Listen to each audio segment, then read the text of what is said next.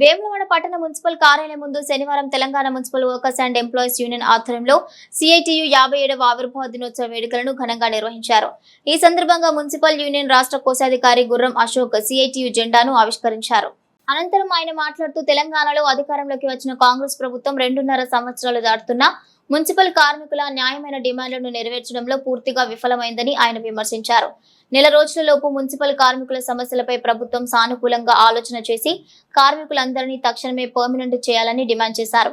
అంతవరకు కార్మికులకు కనీస వేతనం 26,000 ఇవ్వాలని, స్కిల్డ్ వేతనాలు వర్తింపజేయాలని కోరారు. ప్రభుత్వం స్పందించి సమస్యలను పరిష్కరించకుంటే రాష్ట్ర వ్యాప్తంగా సిఐటియు మున్సిపల్ యూనియన్ ఆధ్వర్యంలో సమ్మెకు వెళ్లడానికి కూడా వెనుకాడబోమని ఈ సందర్భంగా హెచ్చరించారు.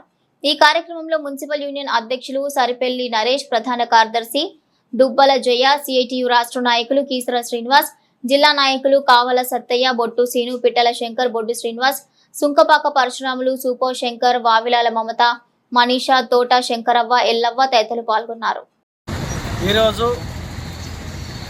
మే 30 తారీఖు రోజు CITU centre of Indian trade union ఆవిర్భావ దినోత్సవం సందర్భంగా Telangana municipal workers and employee union CITU అనుబంధం ఆధ్వర్యంలో మున్సిపల్ కార్యాలయం ముందు జెండా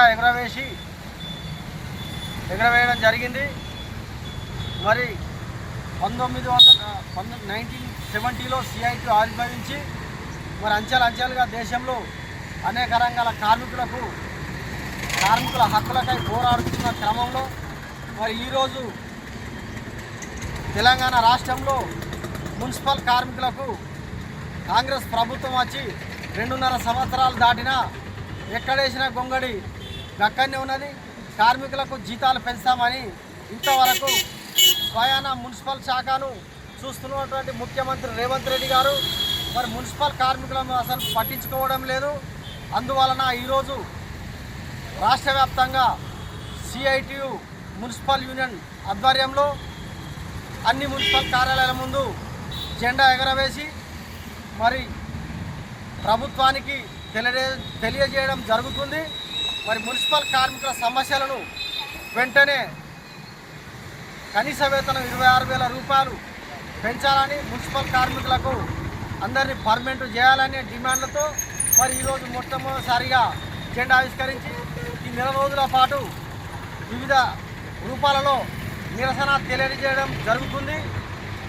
ఆ లోపల ప్రభుత్వం మేల్కొని మున్సిపల్ కార్మికులకు న్యాయమైన కోరికలు తీర్చాలని, లేని ఎడల రాష్ట్ర వ్యాప్తంగా మున్సిపల్ యూనియన్ ఆధ్వర్యంలో సమ్మెకు పోతామని ఈ సందర్భంగా తెలియజేయడం జరుగుతుంది.